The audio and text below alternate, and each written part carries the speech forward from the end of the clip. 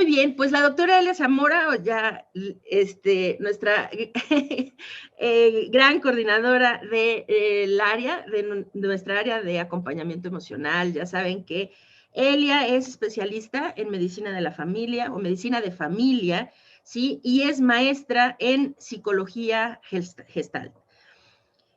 Ya la conocen muy bien. Déjenme hablar tantito de nuestros invitados especiales. La doctora Rosa María Guerra, sí, es licenciada en educación preescolar, es especialista en orientación educativa, tiene una maestría en psicología gestalt, es especialista en psicología gestalt relacionada particularmente con niños y adolescentes.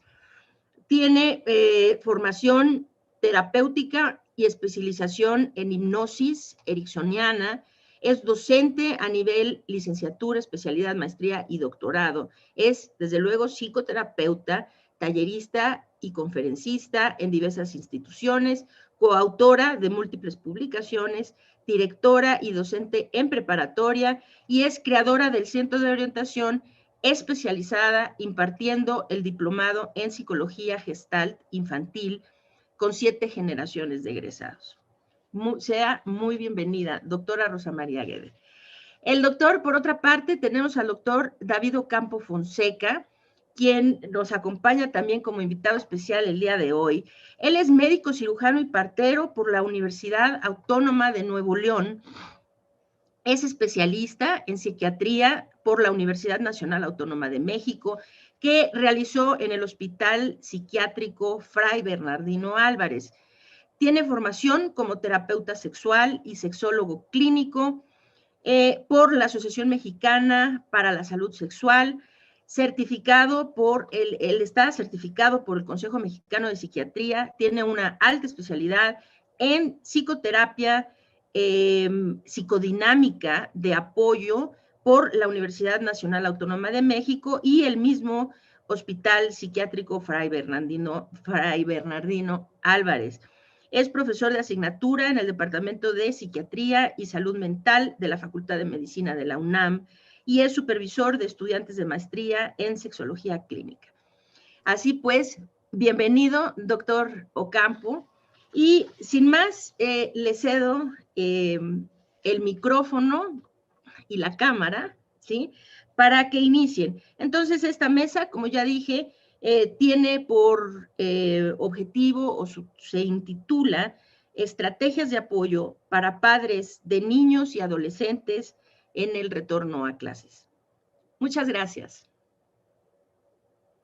Pues gracias, Lori, y gracias también a nuestros invitados y al público que puede, perdón, ¿se escucha bien? Doctora Elia, disculpe, no se escucha bien.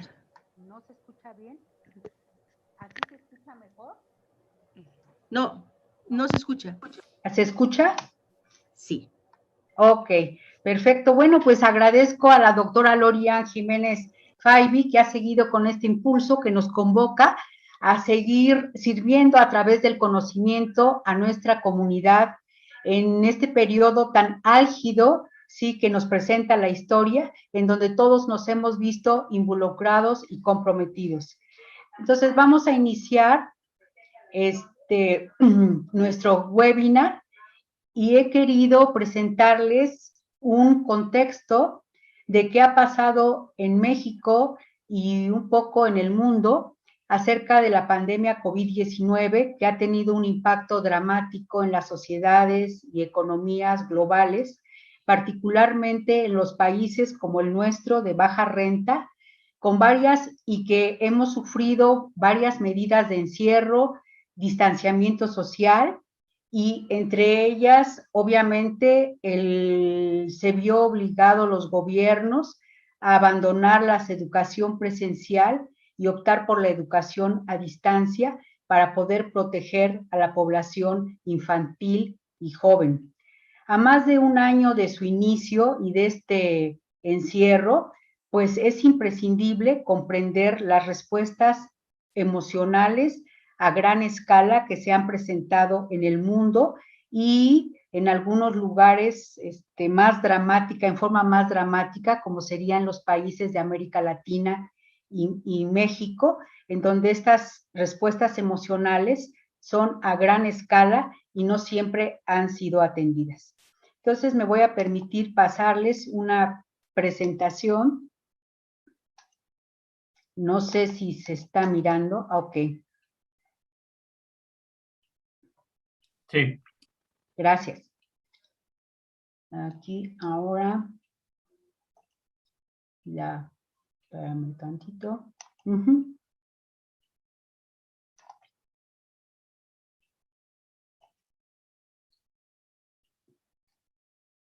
Sí, perfecto. Ok, gracias. En esta mesa vamos a abordar qué estrategias de apoyo se pueden ofrecer a los padres, sí, tanto de niños y adolescentes en este retorno a clases. Les mencionaba que en el mundo 160 millones de niños y jóvenes fueron desinsertados de su proceso educativo para instalarlos en educación a distancia. En los países de primer mundo sucedió que este cambio no fue tan radical y tan absoluto porque optaron por dar medidas de cuidado a través de la realización de pruebas a los padres, de pruebas incluso a los niños, para que la desinserción no fuera absoluta y pudieran, sobre todo los niños de edad preescolar y de educación básica, asistir a clases. En los países del mundo más vulnerables económicamente no sucedió así. De tal manera que, como vemos aquí en esta diapositiva, en América Latina y el Caribe, ¿sí? 9 países, las escuelas llevan casi un año, bueno, ahora ya es más de un año, han estado cerradas desde marzo de 2020, lo que ha implicado un aproximado de 98 millones de niños afectados en edad escolar. En México, un estimado por la UNICEF, se calculó que 30.909.211 alumnos en educación preescolar y primaria y secundaria, que es la educación básica, y preparatoria afiliados a la SEP, se perdieron las clases y entraron al programa de educación virtual.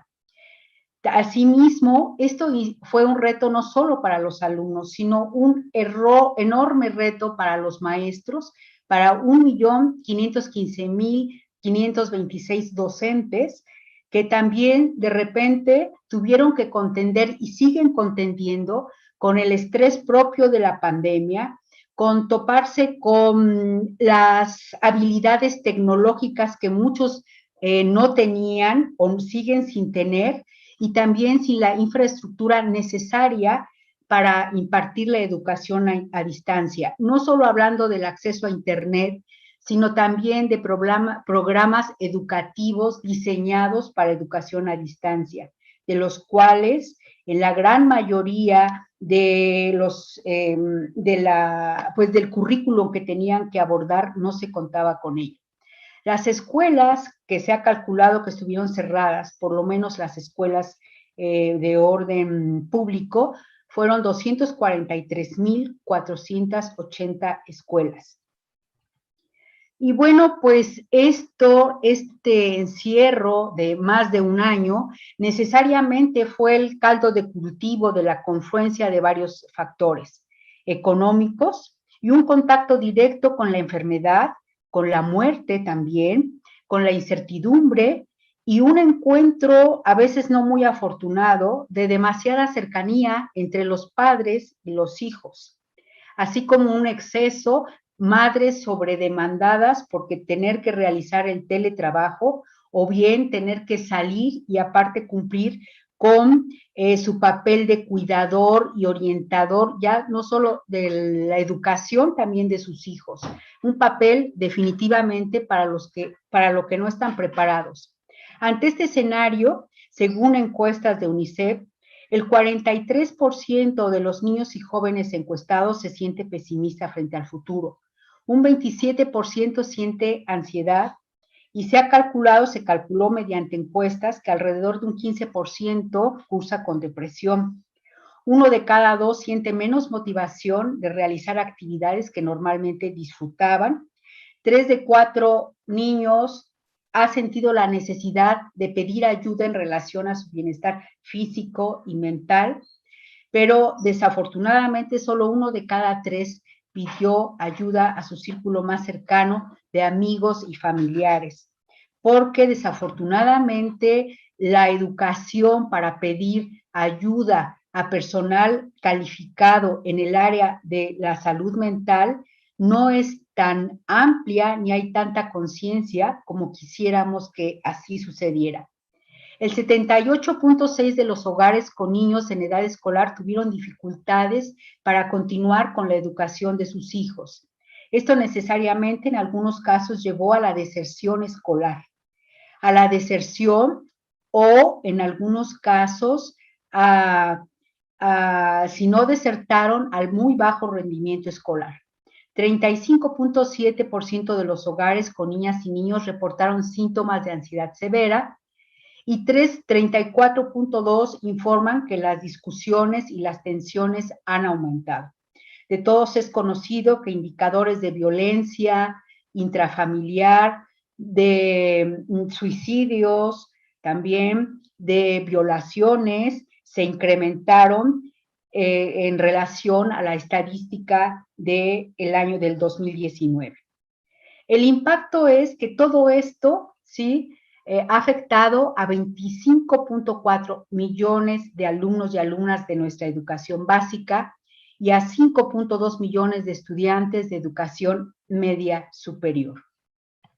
Esto quería ponerlo a su consideración a fin de que ustedes conocieran el escenario y el caldo de cultivo en el cual ha dado pie a muchos trastornos o también afectaciones en la salud mental de padres y niños que ahora se enfrentan a, pues que tienen que ingresar a clases, justamente como lo decía la doctora, este próximo lunes o el día con fecha 7 de junio. Entonces tenemos varias preguntas para nuestros invitados especiales que reflejan las inquietudes de las personas que se han comunicado o han escrito a esta plataforma. Y la primera la quiero dirigir al doctor David Ocampo y preguntarle cuáles son las reacciones emocionales y conductuales más frecuentes de los niños durante esta cuarentena por COVID-19. Antes que nada, muchas gracias por la invitación, muchas gracias a todos. Esta pregunta, digamos que pudiera sonar tal vez un poco ambiguo, pero depende también mucho de qué tanto o cómo nos haya tratado la pandemia, ¿no? Yo lo veo mucho también con pacientes niños y adultos, ¿no? Donde pues no es lo mismo, o sea, algunos acuden a consulta porque falleció un familiar, algunos otros acuden porque tal vez el encierro les ha generado algunos síntomas, o por algunos por miedo intenso o desproporcionado al virus, podríamos decirlo. Entonces depende mucho, ¿no?, de cómo la pandemia ha tratado a cada quien, ¿no? También depende del contexto de cada persona en el que se desarrolle. Pero, pues sí, básicamente vamos a ver algunos síntomas así, siendo muy puntuales en los niños. No es igual que en los adultos. Los niños no demuestran, es raro que un niño te diga, oye, me siento triste o me siento... Si uno les va enseñando, sí, es posible que te lo digan. Pero si no hay tanto esa cultura de trabajar las emociones y todo, usualmente van a presentar con otros síntomas que no son tan evidentes. Por ejemplo, tal vez puede ser que te digan que les duele el estómago, ¿no? O lo veas que batalla para dormirse, que se está moviendo en la cama, que no puede conciliar el sueño fácilmente, o que tiene pesadillas, ¿no? También, o que lo vemos como hiperactivo, como muy acelerado, ¿no? O con muchos berrinches que antes no lo hacían, ¿no? O que no era común en él, que no era típico de su personalidad que hiciera este tipo de cosas, ¿no? Eso es como típicamente lo que veríamos y cómo está afectando mentalmente hablando, ¿no?, a los niños. Doctor, ¿y qué deben hacer los padres si detectan que su niño tiene alguno de estos síntomas que no está, que usted menciona, que no duerme bien, está irritable, que está berrinchudo. Creo que lo primero es que aquí lo difícil cuando se debe lidiar con un niño, con nuestros hijos, es guardar la calma, eso es lo primero, ¿no? Estar tranquilos, porque si no, la emoción nos lleva y no podemos tomar decisiones objetivas o buscar información o hacer cosas que son como más objetivas que no son tan emocionales, ¿no? Entonces, tratar de guardar la calma dentro de lo posible, conocer, tratar de indagar mucho sobre nuestros hijos, sobre cómo se están sintiendo, sacar mucha información de ellos, preguntarles mucho, es algo que yo siempre recomiendo que pregunten, porque luego muchas veces no sabemos cómo, nos preguntan algo y no sabemos qué decirles, pero pues es que no tenemos tampoco la información suficiente de a qué se refieren nuestros hijos o de lo que estamos viendo, por qué lo está haciendo, ¿no? ¿Por qué está reaccionando de esta manera? También podría decir algo, tal vez suena así como muy básico, pero tiene un trasfondo un poquito más profundo, que nunca nos olvidemos de que tenemos que ser buenos padres, así simplemente. ¿Y qué es eso? Muchas veces nos perdemos tratando como de tener al hijo perfecto, al hijo que siempre le vaya bien, que no tenga ningún problema, que no se enferme de nada, que sea súper social, que sea el mejor niño, cosa que es más como de nosotros o de lo que buscamos nosotros, tal vez, no siempre, pero tal vez en nuestro ego, en nuestra necesidad de ser padres perfectos. O presionamos a nuestros hijos para que sean de tal manera, más bien provocándoles cosas negativas en ellos. Lo que tenemos que siempre estar pensando es, ¿qué es lo que más le conviene? ¿Qué le va a hacer crecer a él? ¿Qué le va a ayudar a él? ¿Cómo voy a hacer para que él tenga momentos de felicidad, para que esté tranquilo, para que tenga bienestar? Eso es porque realmente va a depender mucho de cada niño, ¿no? Y en el momento, algo así, una receta de cocina así concreta, pues es muy difícil de encontrarla, ¿no? Porque te salen con cosas o ves cosas que tú dices, ¿y qué es esto, no? Y no sabemos qué hacer. Entonces, siempre como algo tener como un estandarte, una banderita que nos vaya dirigiendo, ¿no? ¿Qué es eso? Siempre preocuparnos porque nuestros hijos tengan bienestar, que estén bien cuidados, que tengan momentos de felicidad, ¿no? Y tratar de dejar un poquito de lado las cosas que nos preocupan a nosotros, ¿no? Doctor, con lo que usted dice, quiero entender que buen padre, usted nos dice, sean buenos padres. Buen padre, quisiera decir que debemos de estar muy presentes, dejar a un lado nuestras cargas emocionales y estar muy presentes para nuestros hijos. Entiendo que es esto, acercarnos a ellos calmadamente, haciendo a un lado nuestro drama existencial personal, ¿sí? Para que el niño sienta que uno está para él. ¿Podría ser eso el mensaje, doctor? Así es. Sí, siempre que entienda. O sea, nosotros tratar de controlarnos todo lo que nos mueve emocionalmente de una manera negativa, tratar de controlarlo para poder tener la capacidad de observar qué está sucediendo con nuestros hijos y poder saber qué vamos a hacer. Y en cuestiones concretas, podríamos decir, cuestiones así como muy puntuales, observar mucho a nuestros hijos, controlar el uso de tecnologías, tener más momentos en familia, en convivencia familiar, darles más actividades que sean productivas y que sean constructivas para los hijos, pero que también sepamos combinar todo esto con tiempos de ocio, ¿no? De diversión, de ocio, donde podamos combinar todo esto para que el niño pueda estar lo más balanceado posible, ¿no? Serían como indicaciones más concretas, tal vez, ¿no? ¿Y cuál sería la actitud, doctor? Porque muchos padres se quejan de que, por supuesto, el aprendizaje, principalmente en las áreas de matemáticas y de español, se ha visto muy disminuido, tanto los padres sienten que el niño no alcanza el estándar de competencia y los mismos padres no tienen las herramientas ni para apoyar al niño en matemáticas, ni en aritmética, ni en álgebra, ni lo que le sigue, ¿sí? Y necesariamente conduce a enfrentamientos en la familia por los padres demandarle al niño ciertos estándares de competencia académica. Ahí, ¿qué nos aconsejaría usted, doctor? Creo yo que primero el conocimiento de lo que eso genera es básico. Si no sabemos lo que la presión intensa genera en nuestros hijos, pues vamos a hacerlo y a lo mejor vamos a estar presionando, intentando que con esta idea de que si ellos no entienden algo o si reprueban una materia o algo les va a ir mal en la vida o aún peor, que tiene que ser el mejor y tiene que siempre salirle todo bien. Vamos a empezar a hacer cosas que pueden ser hasta, podría yo decir, agresivas con nuestros hijos.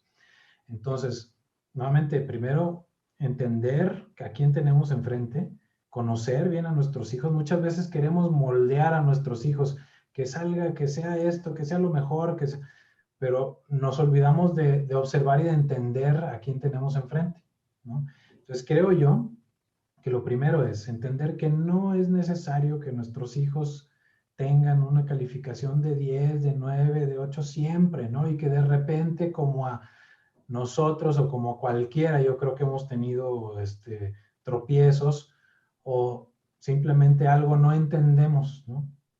Entender y transmitirle eso a nuestros hijos, que está bien, que de repente tal vez no se puede entender algo, que de repente nos puede ir mal y que incluso si nos va mal nos podemos sentir mal, emocionalmente nos podemos sentir mal, ¿no? Y que estamos abiertos a escucharlos, ¿no? Porque si uno empieza a presionar, lo único que vamos a provocar es que cerramos las puertas a la comunicación y nuestros hijos no se van a acercar cuando tengan un problema de este tipo o incluso algo más grave, que esperemos que no suceda, pero a veces pasa, tienen problemas graves y como hemos sido muy de presionar y de exigir y todo, no se nos acercan. Entonces, creo yo que es eso, tener apertura, tratar de conocer bien a quién tenemos enfrente y transmitirle que no es necesario que siempre sea perfecto, ¿no? Que a veces nos pasa que nos va mal y no hay nada de malo con eso, ¿no? Siempre se puede corregir todo, ¿no? Doctor, qué valiosa información, porque creo entender que entonces es darle a nuestros hijos un espacio para sentirse imperfectos y hacerles ese espacio dentro de nosotros y que sepan que eso también es normal y también estamos ahí validando esa imperfección propia de nosotros los seres humanos. Sí, claro, todo dentro de un rango, porque también si ya estamos llegando a un límite en el cual ya está cayendo en la irresponsabilidad, en ese tipo de cosas, bueno, hay que hacerle ver en dónde está ese límite, ¿no? Donde podemos estar y hay sanidad, digamos, de los dos extremos, ¿no? Sí, claro. Sí, doctor, muchas gracias. Vamos a continuar con preguntas ya muy interesantes y muy concretas para los papás. Pero ahorita le pediríamos de favor a la maestra Rosa María Guede que nos diga, ella que es especialista en adolescentes, cuáles son las reacciones emocionales y conductuales que ha observado con más frecuencia durante este largo periodo en la población adolescente. Hola, bueno, primero pues muchas gracias también por la invitación. Creo que los adolescentes ha ido también variando este tipo de reacciones que se han presentado. Quizá en un primer momento lo que había era mucho miedo, mucha incertidumbre, ¿no? ¿Qué va a pasar? ¿Cuánto va a durar esto? ¿Cuándo voy a regresar a la escuela? ¿Cuándo voy a ver a mis amigos? ¿Qué va a pasar si me contagio o si se contagia alguien de mi familia, ¿no? La ansiedad, ¿no? Esto se ha manifestado mucho en adolescentes a través de las alteraciones del sueño, ¿no? Mucha dificultad para concentrarse. Algunos sí han ido experimentando ataques de ansiedad, ¿no? Que los refieren como siento que me ahogo, no puedo respirar, siento que me aprietan el pecho, ¿no? Ha habido reacciones también de desesperación, ¿no? O sea, ya quiero regresar a la escuela. Yo he tenido pacientes, por ejemplo, que de verdad no han puesto los pies en la banqueta, ¿no? O sea, que han estado súper encerrados, súper guardados, y bueno, pues empieza este reto de ¿y cuándo voy a salir, no? Y lo que este encierro prolongado ha generado, que después quizá hablaremos un poco sobre este miedo ahora con la reactivación y con el regreso o el pretendido regreso escolar, ¿no? Han pasado por periodos también de desorganización, ¿no? Las clases en línea han sido terribles para ellos, ¿no? Por supuesto no pueden tener el mismo nivel de aprendizaje y bueno, pues yo quisiera creer que como maestros y como papás no estamos esperando que ellos estén aprendiendo exactamente igual que como estarían aprendiendo en un trabajo presencial, ¿no? Los papás están todo el día en casa, sienten que no tienen privacidad como la que tenían quizá antes de la pandemia, ¿no? Hay aburrimiento y hay agotamiento, ¿no? Son muchas horas con la tecnología, con las computadoras prendidas. Entonces, a veces lo que hacen, pues, es que entran, apagan la cámara y pues se vuelven a acostar, se vuelven a dormir, ¿no? Y aparentemente están ahí conectados, pero en realidad no están, ¿no? Y creo que también hay una mezcla de frustración, de enojo, de tristeza, ¿no? Hay un fuerte sentimiento de soledad y esta sensación de encierro que creo que sí está generando muchos estragos en la salud mental.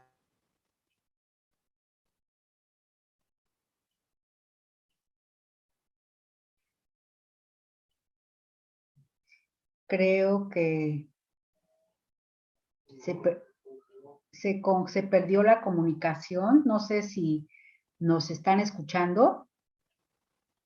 Doctor David Ocampo. Sí, Por- yo sí. Sí, Ajá. parece que se le fue la señal a la doctora Guedes. Continuaríamos entonces con el doctor Continuamos en lo David que se reconecta. Ocampo. Sí, en lo que logra conectarse la maestra. Doctor, hay otra pregunta. ¿Cómo fomentamos la resiliencia en los niños? ¿Qué podemos hacer para hacerlos más resistentes al estrés? ¿Cuáles son aquellos factores que propician que un niño pues sea optimista o tenga recursos ante lo inesperado, ante las tragedias, ante estos estresores? Es un punto bien importante porque creo que es crucial, ¿no? Para que ellos puedan tener una tranquilidad y una salud mental adecuada. Yo creo que lo esencial siempre es indagar qué tanto sabe, ¿no? Porque este va a ser un proceso en el cual vamos a tener que dar cierta información. Entonces, que puede ser tal vez, si le damos, no sé, le hablamos a un niño de 4 años sobre la muerte de una manera a lo mejor muy, muy brusca, pues puede ser tal vez contraproducente, ¿no? Entonces necesitamos saber qué tanto saben, qué tanto quieren saber y qué tanto necesitan saber.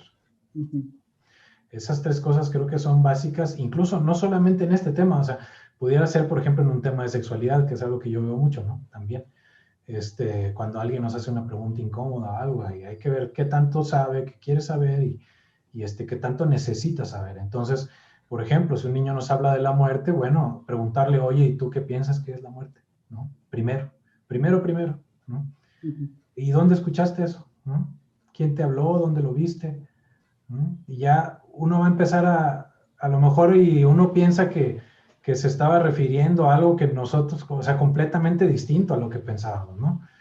Entonces, esto nos va a dar la información para que nosotros podamos irnos acercando poco a poquito, ¿no? Dándole información acorde a la capacidad de entendimiento del niño, que depende sí mucho de la edad, pero también depende mucho del contexto y del niño, ¿no? Para poder ir dándole la información, porque pues es cierto que se trata de un virus mortal y que es contagioso, ¿no? O sea, eso es verdad. Pero ¿a poco se lo vamos a decir así al niño, así nada más, ¿no? Tal vez haya un adolescente que tal vez sí lo pueda comprender de esa manera y le sirva más que se lo mencionemos así directo, ¿no? Pero tal vez haya otros que no, que eso les asuste. Ah, entonces tú te vas a morir, mamá, tú te vas a morir, papá, si te enfermas, ¿no? Y bueno, uno ya empieza ahí mejor a ir soltando la información con cierto detenimiento, ¿no? Siempre tratando de no dar información de más, ni tampoco de menos, tratando de nivelar lo que vamos a darle a nuestros hijos. Pues muchas gracias, doctor. Bueno, pues ahora sí continuamos con la maestra Rosa María. Hubo un apagón breve y se me fue, sí. Sí, así pasa, así sucede. Y bueno, pues cuando los adolescentes resulta, yo he visto que se duermen a las 3 de la mañana, ¿sí? Comunicándose con sus pares y se levantan a las 12. ¿Tú qué dirías que deben hacer los padres si los adolescentes presentan síntomas, trastornos del sueño,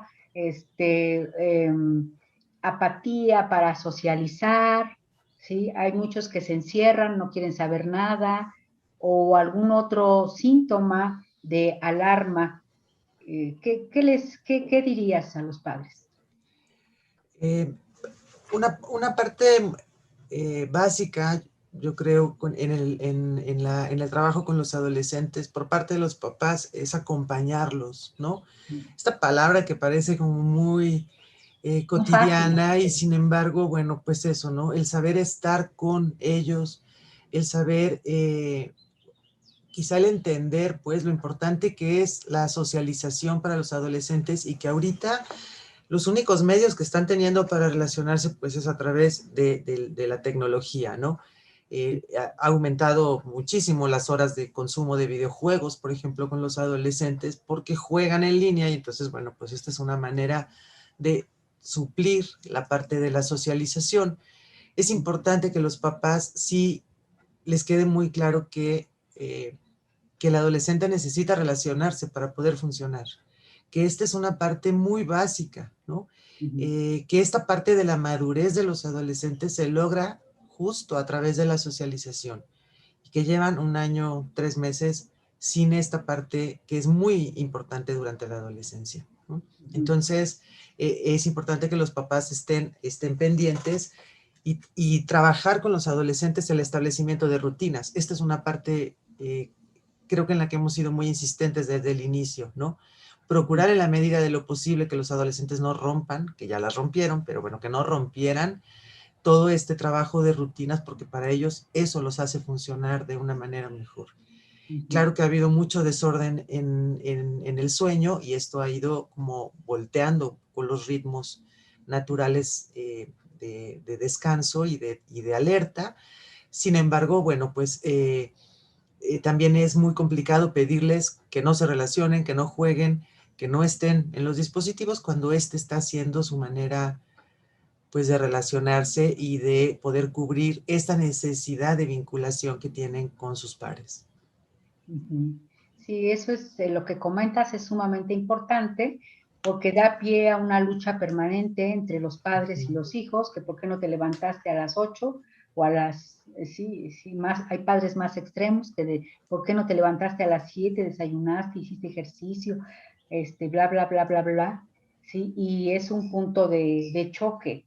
Y aquí una pregunta con respecto a esto, ¿qué no deben de hacer los padres?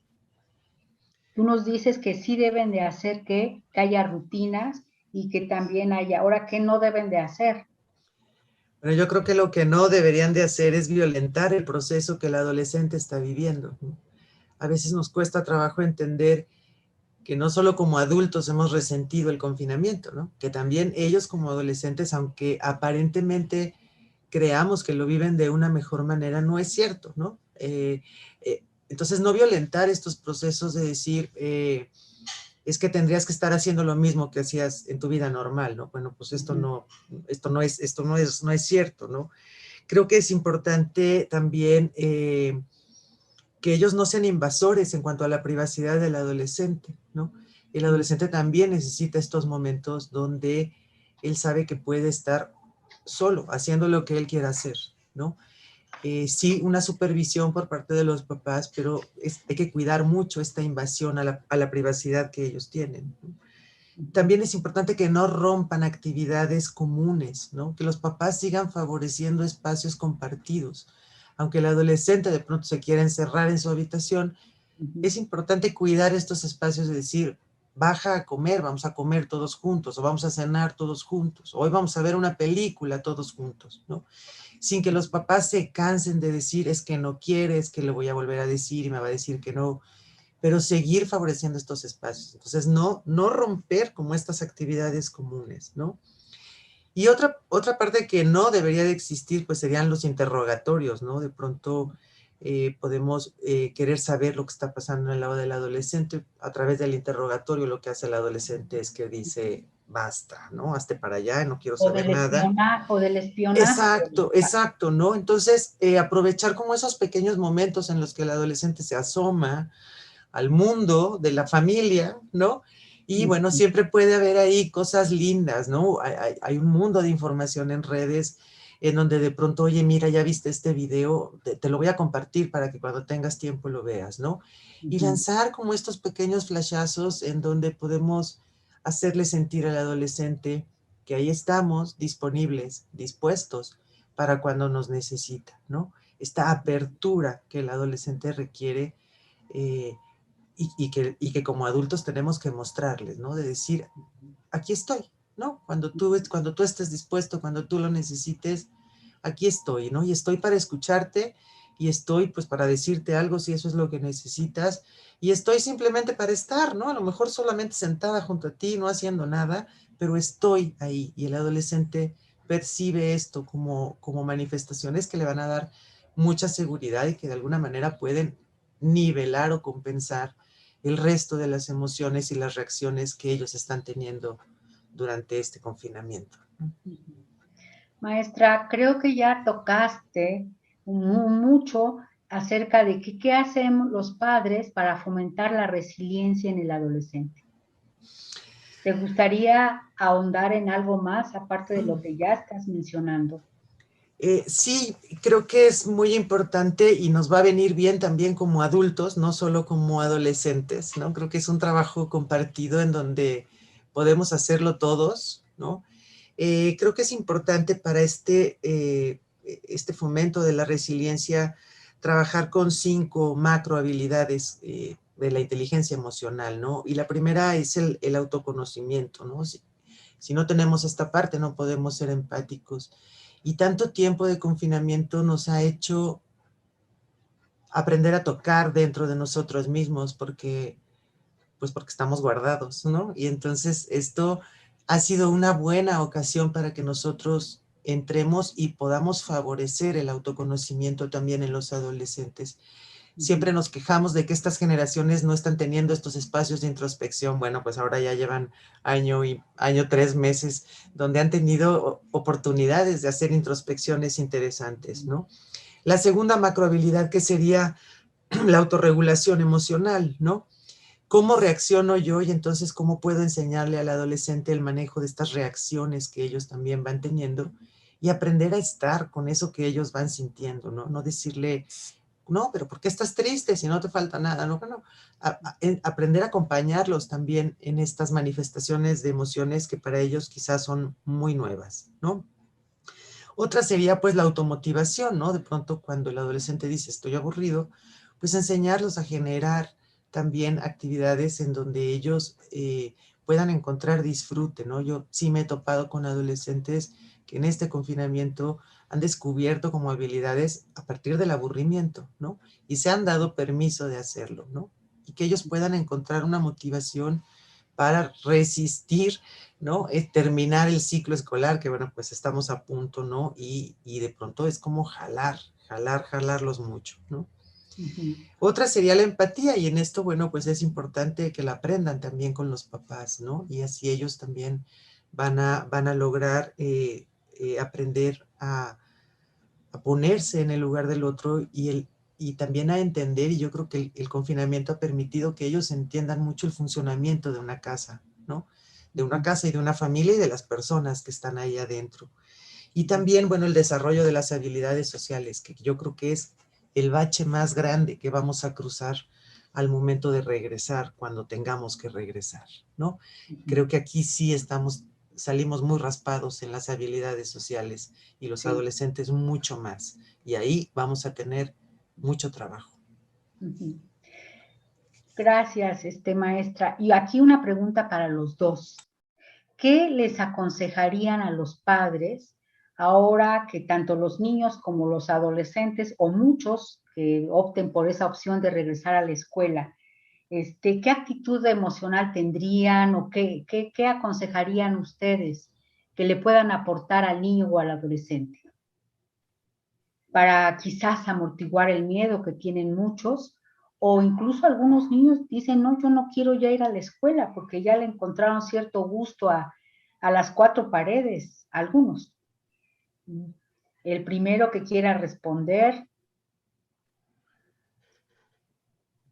Tengo ahí una opinión al respecto. Creo que sí es sí es importante que una parte importante del desarrollo de la personalidad, creo yo que es la responsabilidad.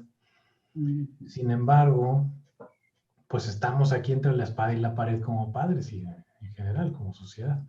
Entonces, sí es difícil decir, a ver, es que si no quiere ir a la escuela, no, tienes que ir a fuerza. Bueno, sí, pero también está el riesgo de que pues todavía no hay niño vacunado en México, ¿no? Y pues muchos de los papás de estos niños tampoco. Y entonces se pone uno a pensar ahí que qué será bueno, ¿no? Yo creo que sería evaluando cuál es el riesgo-beneficio de mandar al niño. Por ejemplo, si ya vemos que el niño sí ya está teniendo síntomas propios de una depresión, de una ansiedad, ¿no? Como pueden ser irritabilidad, berrinches, lo que mencionaba hace rato, ¿no? Irritabilidad, berrinches, enojos constantes. Y estamos viendo, ¿no? Que puede ser debido a esto, tal vez por alguna opinión profesional o alguna opinión que hayan tomado, alguna consulta que hayan tomado, pues tal vez el riesgo sea mayor si se queda en casa y entonces tendremos que hablar con ellos pues sobre la responsabilidad que conlleva. Si ya nos están pidiendo regresar a clases, pues confiemos en que se van a seguir todas las medidas necesarias y de no ser así, bueno, tendremos que regresarlos, ¿no? Que vamos a estar atentos de que todas las medidas se van a cubrir, que sabemos que hay un virus que es, pues sí, puede ser incluso hasta mortal, pero con las medidas necesarias todo esto se disminuye al mínimo, y explicarles con un poco más de objetividad de qué trata el virus, ¿no? Para que también ellos, en cuanto al miedo del virus, ¿no? Y pues no dudo que debe de haber muchísimos adolescentes y niños que no quieren regresar porque están cómodos en esta nueva forma, ¿no? Entonces, también explicar de los daños que puede generar el estar tanto tiempo desvinculado de la realidad, vamos a decir, porque parcialmente está uno desvinculado de la realidad, no totalmente, no, obviamente, si no está uno psicótico, pero sí está uno parcialmente desvinculado de la convivencia usual, ¿no? A la que estaban acostumbrados. Entonces, hablar con ellos sobre esto, ¿no? Sobre los peligros que conlleva el quedarse en casa. Y finalmente, a lo mejor sí tratar de llegar a un consenso, ¿no? Que finalmente son menores de edad, nosotros tal vez tenemos la última palabra, pero siempre tomando en cuenta la opinión con bastante, dándoles la importancia que merecen a los niños, ¿no? Creo yo, eso es tal vez. Maestra, gracias, doctor. Maestra. Gracias. Yo creo que para que esto pudiera como funcionar, tendríamos que tener claro como sociedad qué queremos o qué buscamos al regreso, ¿no? Como autoridades, como escuelas, como papás, ¿no? Cuando escuchamos a los papás imaginarse que ahora sí va a regresar a la escuela y va a aprender cosas, bueno, pues me parece que estamos teniendo un planteamiento terrible del asunto, ¿no? Yo estoy convencida que el regreso tiene que ser un regreso a los patios, al juego, a la convivencia al aire libre, de manera que ellos se puedan sentir mucho más seguros que metidos en un salón, ¿no?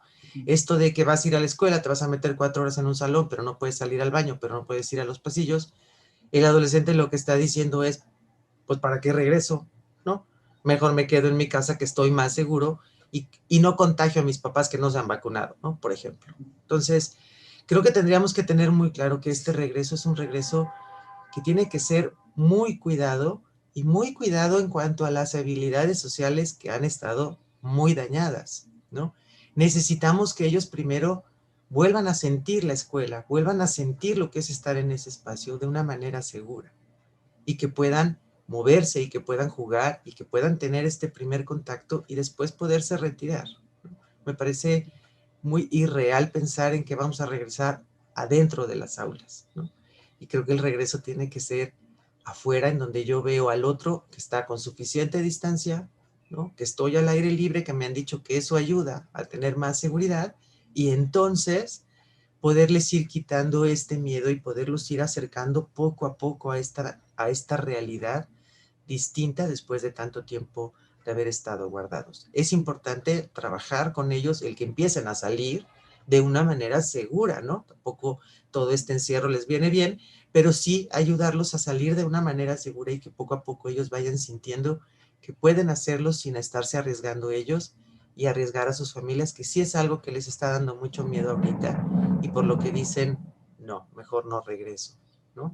Además de la comodidad, porque sí, el planteamiento de ellos es, pues ahorita me puedo parar 5 minutos antes de que empiece el horario, ¿no? Y me voy a tener que volver a levantar temprano, y esta parte que los hace decir, no, esto, pero claro que sí extrañan el contacto con la escuela, ¿no? Con esta parte tan importante de ir a verse, a jugar, a relacionarse y a quitarse el miedo de volver a acercarse a los otros de una manera muy segura.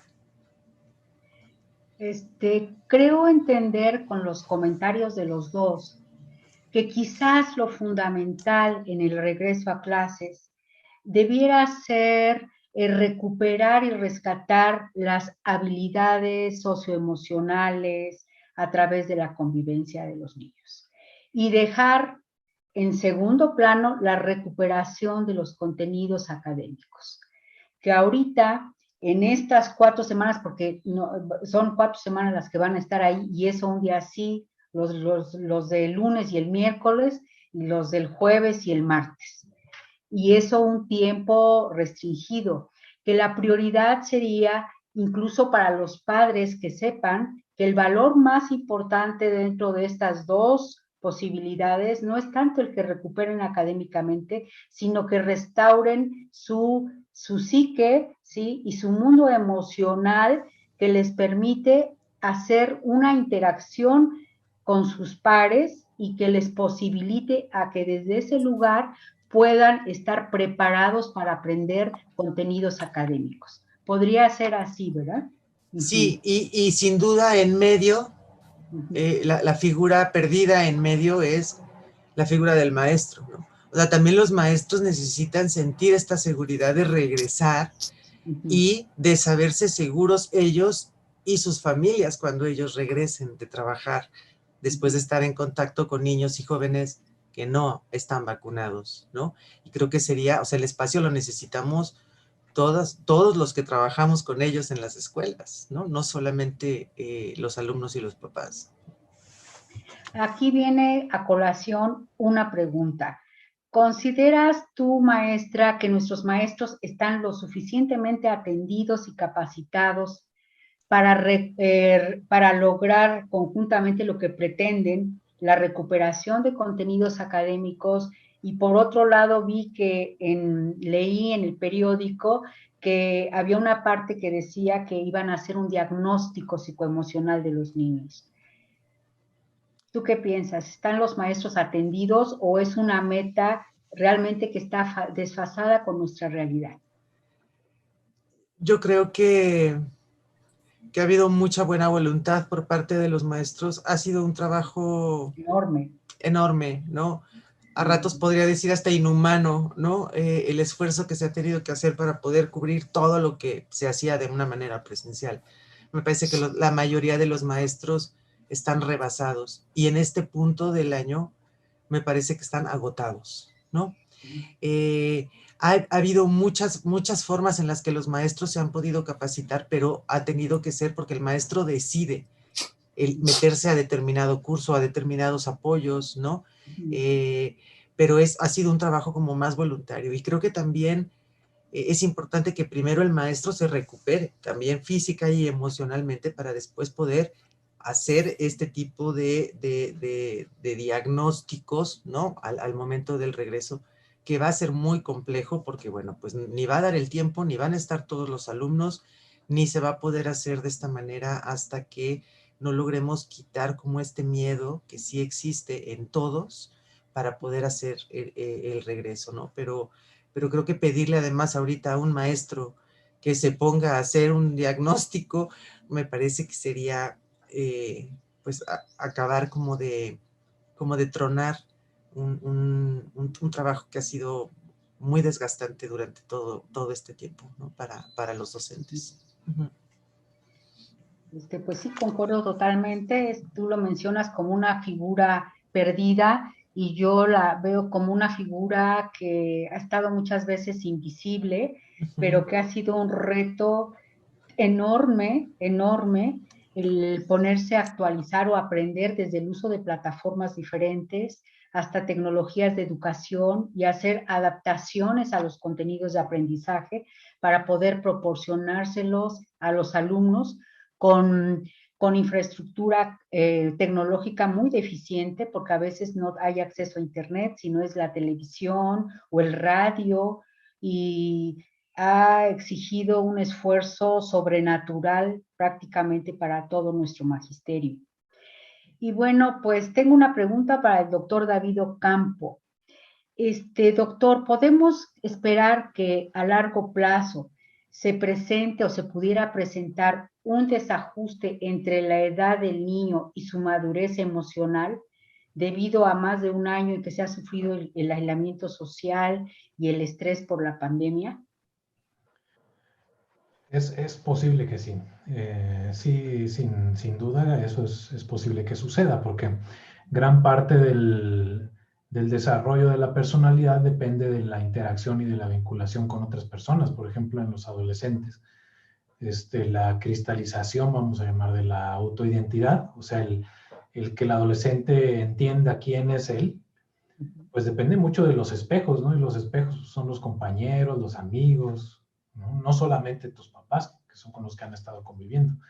Entonces, es posible que sí se vea trastocado el desarrollo de la personalidad, digamos, en términos así como de llamarle madurez, ¿no? Sí es posible que se vea trastocado, pero también la mente es muy maleable y se compone también tiene unas capacidades de corrección bastante altas, que creo yo que si logramos detectar bien a tiempo a alguien que esté ya con esto, que podamos ver que está con estos problemas ahí del desarrollo, y vemos que es producto de la pandemia, pues en cuanto empiece a recuperarse un poco lo más parecido a la normalidad, creo que esto no puedo atreverme a decir que en todos los adolescentes, en todos los niños va a ser igual, pero creo que con la vinculación nuevamente se va a volver a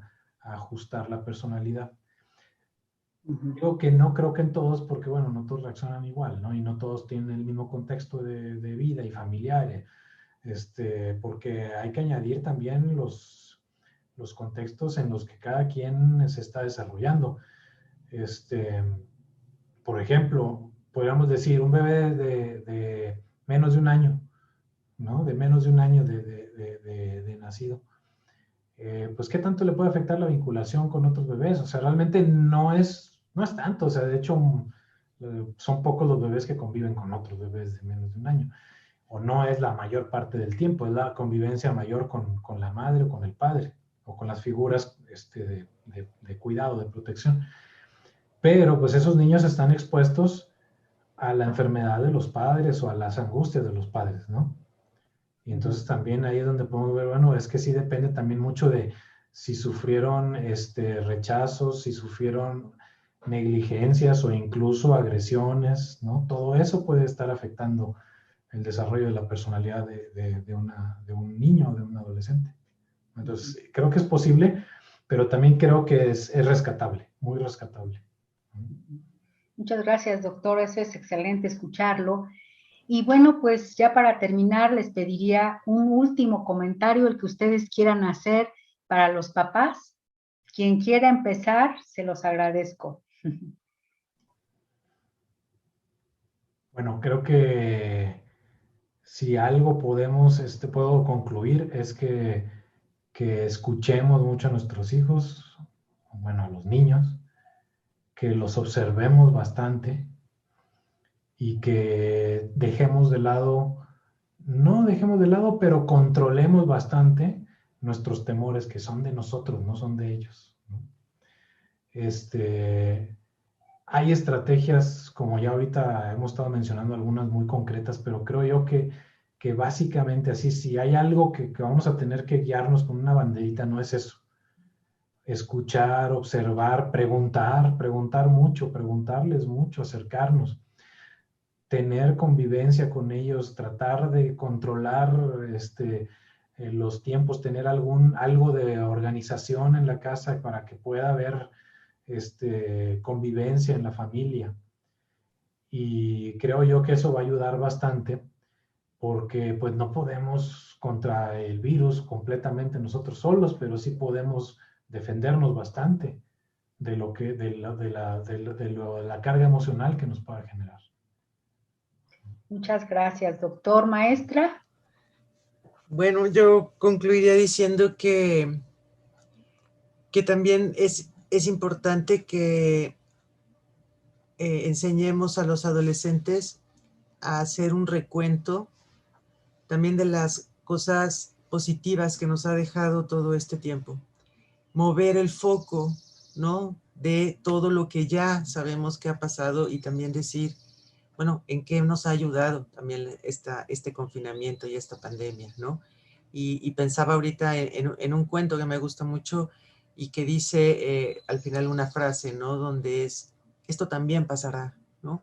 Y creo que si nosotros tenemos presente que esto también va a pasar y que lo podemos pasar pues de una mejor manera, pues va a ser verdaderamente un aprendizaje y una manera de haber aprovechado pues esta experiencia tan fuerte y tan inesperada que nos tocó compartir, ¿no? Esto pasará. Pues muchísimas gracias, doctor David Ocampo, maestra Rosa María Guede. Ha sido un placer este intercambio de opiniones. Muchas gracias por compartir esa experiencia que es invaluable para el auditorio. Gracias.